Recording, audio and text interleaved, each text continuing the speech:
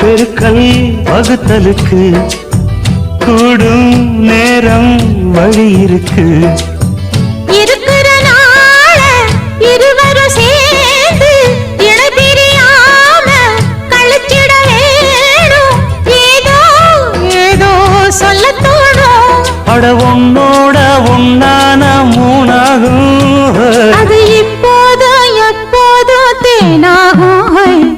பள்ளிக்கூடம் போகலாமா, அதுக்கு புத்தகத்தை வாங்கலாமா? எல்லோருக்கும் நல்ல பாடம் சொல்லாமலே புரியும் பாடம்.